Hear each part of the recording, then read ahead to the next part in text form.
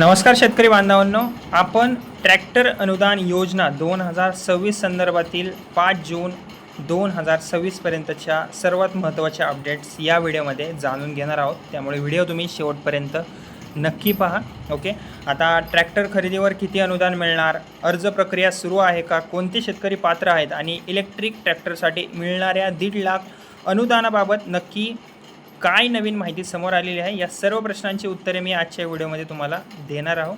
Okay, त्यामुळे video तुम्ही शेवटपर्यंत नक्की बघा. ओके, आता जी पहिली अपडेट आहे त्याबद्दल जर सांगायचं झालं, ओके, तर मित्रांनो, शेतकरी बंधूंनो, सर्वप्रथम मोठी बातमी म्हणता येईल, कारण की महाराष्ट्र शासनाच्या महा-DBT कृषी यांत्रिकीकरण योजनेअंतर्गत ट्रॅक्टर अनुदानासाठी आता अर्ज प्रक्रिया सुरू झालेली आहे. ओके, एका शेतकऱ्याला ट्रॅक्टर किंवा एखाद्या कृषी अवजारासाठीच आता अनुदान मिळू शकणार. ओके, राज्यातील पात्र शेतकरी महा-DBT पोर्टलवर ऑनलाईन अर्ज करून या योजनेचा लाभसुद्धा घेऊ शकतात.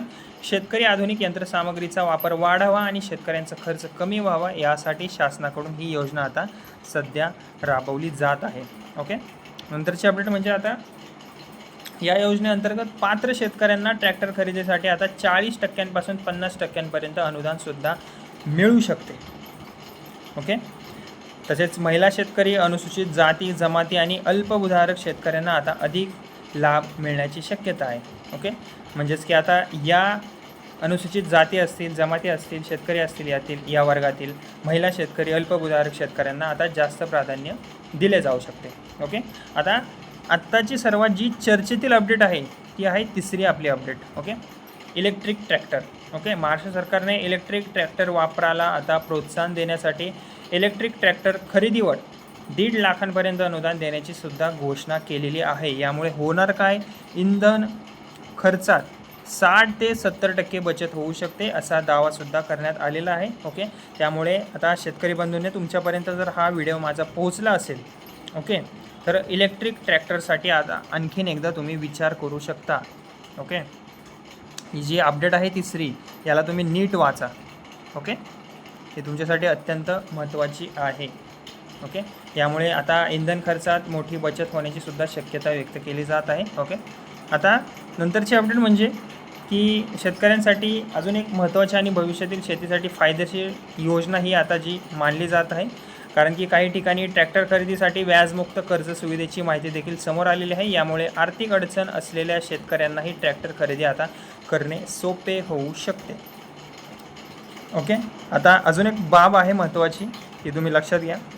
या योजनेचा लाभ फक्त नवीन ट्रॅक्टर खरेदीसाठीच दिला जातो.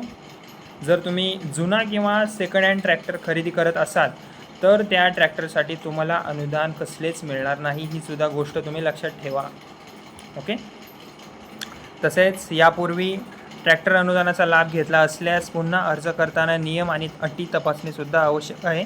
ओके, तसेच आधार बँक खाते, ओके, आधार कार्ड, बँक खाते आणि जमीन नोंदी अद्ययावत, म्हणजे तुमच्याकडे या सगळ्या गोष्टी असणे आवश्यक आहे.